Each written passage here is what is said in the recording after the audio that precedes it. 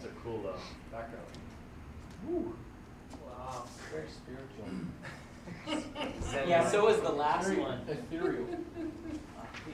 Which one? The one that you didn't have last week, when I looked at it when you sent it to me. It was like a CD or something like that. The I'm background gonna looked like download this and play compass. Yanni. Huh? looked like a CD. Yanni. Okay. And Welcome to the Nifal stem. Oh, great. This is our first derived verb, and why are they called derived? It's because they're all derived from the call stem. Oh, amazing. Yeah. So they're easy then. Yeah, pretty much. So knowing call stem, you should be able to recognize about 69% of all the verb forms in the Bible. Okay, so you are over 50% already. So the derived verbs basically contain 31% of the information that we have to study yet. And the good news about them is that there's no more paradigms to memorize in the derived verb stems. Yes. But the bad news is this statement is based on the fact that you probably already mastered call stem and all the paradigms in it. That's why you won't have to memorize the new ones. Oh, master. So what the Nifal and following stems will force you to do, basically go over the paradigms that you have learned for call for corresponding verbal systems, and then you'll be fine. So you'll have to use your textbook more as a reference work than a textbook per se. Okay, so that should be clear. But there's not too much of the new stuff to learn. There are simple distinctions between them. Some things that you'll have to memorize, others you just have to go by older paradigms with the same subformatives and preformatives. The Nifal stem is used to express simple action either in a passive or reflexive voice. So if Kal would say he followed, or he killed, or he hit, the passive would say he hit, or he was followed, or he was killed. Reflexive is basically he hit himself, or he killed himself, or he followed himself. So that's reflexive. Basically, one performs the action on him or herself. The name Nifal will remind you that every verb in a Nifal stem takes a noon prefix. If you look at your textbooks, the Nifal actually starts with noon and has a hieroc underneath it. In some of the other forms, noon is assimilated and it will be appearing in the form of dagesh. We'll have to learn that. Nifal perfect. The Nifal perfect is formed with the Nifal prefix noon. We already just discussed it. And the verbal stem and the perfect subformative. So there's nothing new to learn about subformatives or suffixes. Verbal stem you should know by now. That's a call stem. And then basically by adding noon to a perfect verb, you're creating a Nifal form. And it should be translated as passive or reflexive. Okay? And here is our paradigm. For some reason the animation just doesn't. It's supposed to be swinging across.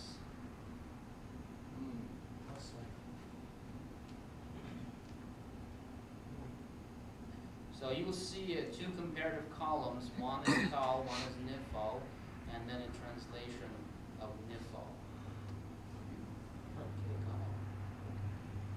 So really the only difference is the Yeah, basically you add. Come on. What's going on?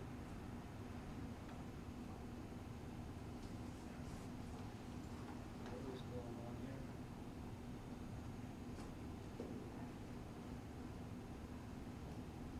It's moon. Mm. What's happening? Looks like something like this. In the still of the air. Not responding. Oh. Oh, there it goes. Oh, there it goes. Oh.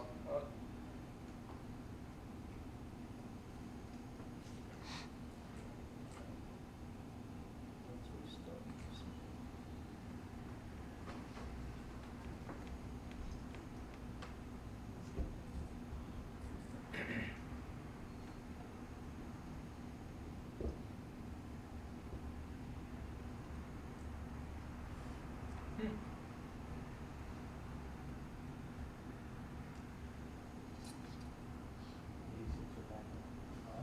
Oh, yeah, it was.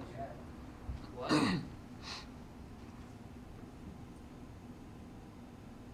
Something doesn't move.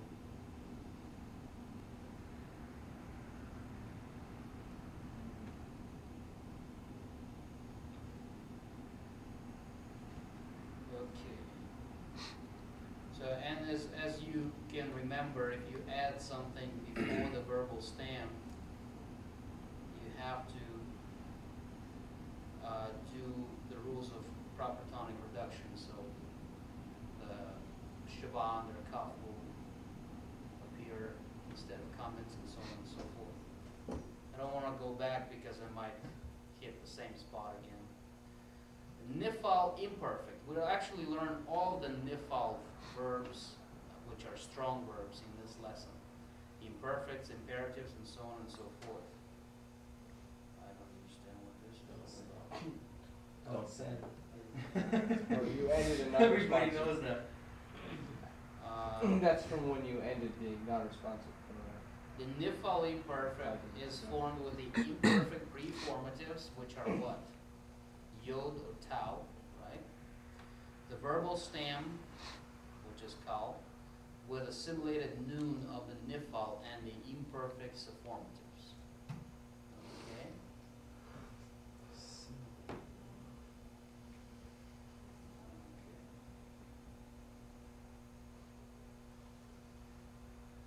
Just doesn't like the animation scheme.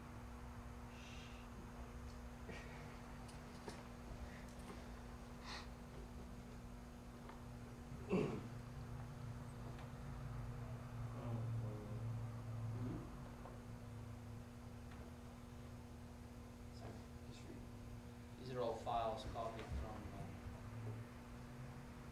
PDF, so that might be messing up our whole picture here. As you can see, preformatives are almost similar to kal imperfect. You see that? Yod and T. What's different about nifal though? Look under kaf. No, the Comments and the. Instead of Shiva, there's still comments retained.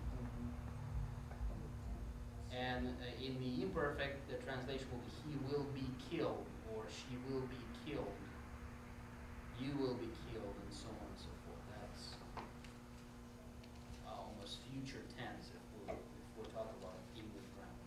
Yes. In our book, it shows the Dagesh Forte in all of them. Yours only shows a couple of them. Is that supposed to be there? The Dagesh Where? in the Cool.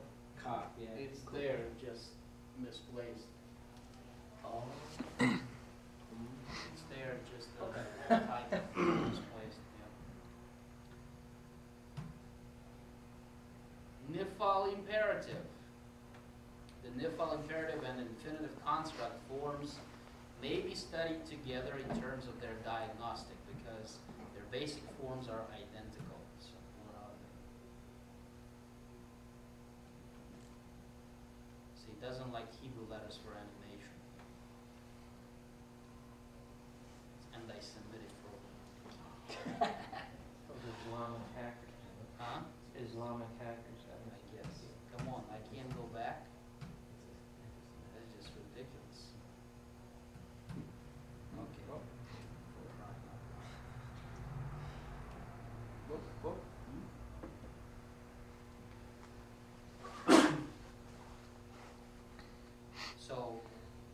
Tol is kal, form of imperative.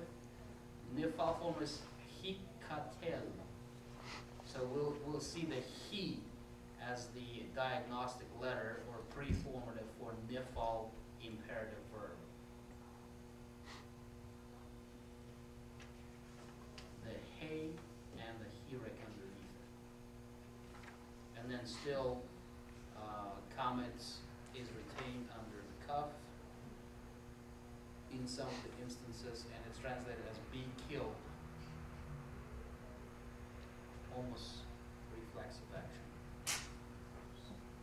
Kal infinitive construct, it's basically a continuation of the same discussion. As you can see, preformative he, and then retaining comments on the cuff.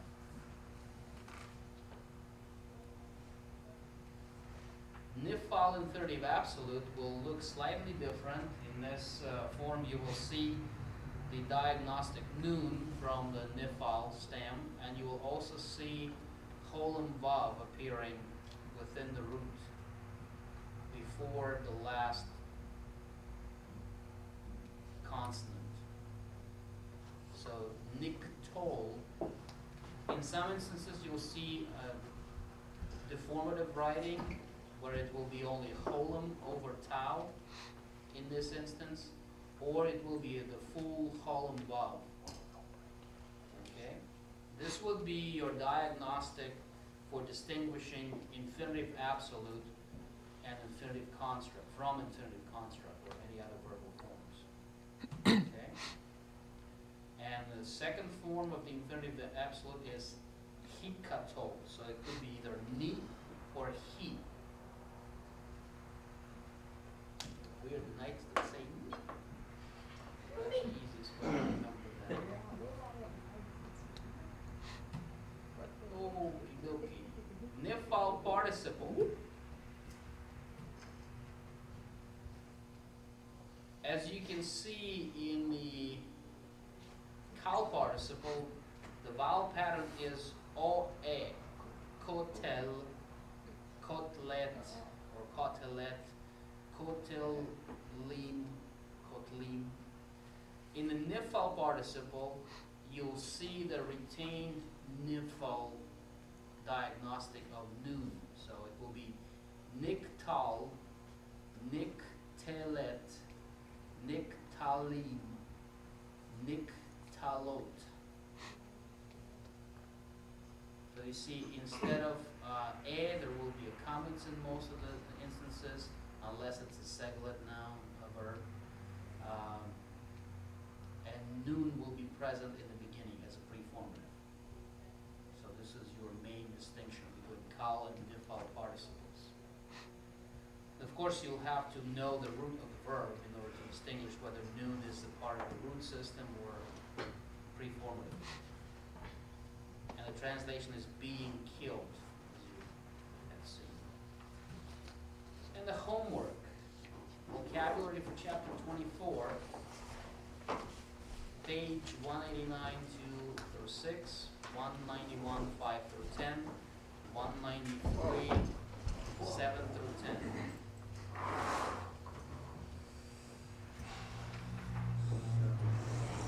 Because we are studying all the forms of the nifal strong verb, we'll have to do a little more exercise on nifal. They shouldn't be as challenging as kal.